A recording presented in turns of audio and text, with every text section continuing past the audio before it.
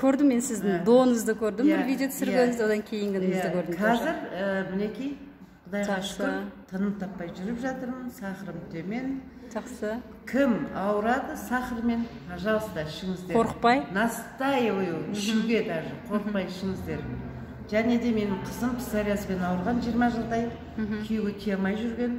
Сол қызым ішіп, бүткіл үсті басының бәрі псориаз кетіп, қазіргі таңда тұрмысқа шығып, Уралскіде тұрып жатыр. Ой, молодец, бақытты болсын. Сондай екі бізде отзып. Псориазға не ішті қызыңыз? Псориазға айыбын ішті, спирулинаны ішті.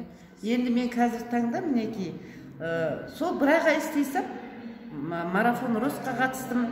Өңкей жастармен бірінші бас жүлдені ұтып алдым косметиканы. О, молодец. Және де сол бір айдың ішінде мен жүрді де жауып тастадым. Қазір бронзаға келе жатырмын.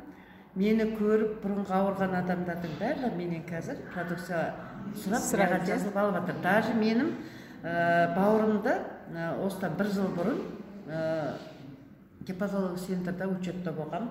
Менікі цирроз печени второй степень болған. Осы өткенде бір ай бұрын түстім, менде уже цирроз печени жоқ. Жоқ, иә? Сонымен қазір соны врачтарымның барлығы көріп, қазір врачтарының өзі маған өткен осыдан 2 аптада біреуі миома екен, біреуі емшектен немен не деуші еді? Остеопатия екен. Солар женский здоровьяның несін алып менің артыма жазылды. Даже өзіміздің врачмен медсестрам. Өзіңіз ойлаңыз. Менің емді көрді, анализдерімді, результатын көріп өздері таң қалды. Не іштіңіз? Бұндай сының кетіп қалуы, бауыр деген негізі еғылады екен. Қаннан құралған. Қаннан құралған, қан бәрі жаңарғанда бауыр жаңарады екен. Көрдіңіз бе? Соған шүкір, Аллаға тауба дейін.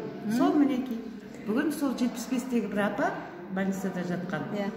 Сол маған шығып тікелей бір қыз берген екен. Сол келем деген, мен сол апа үшін келемде уәде беріп қойғам, сол кісіні тосып. Рахмет. Рахмет сізге. Ішіңіздер, қорықпаңыздар.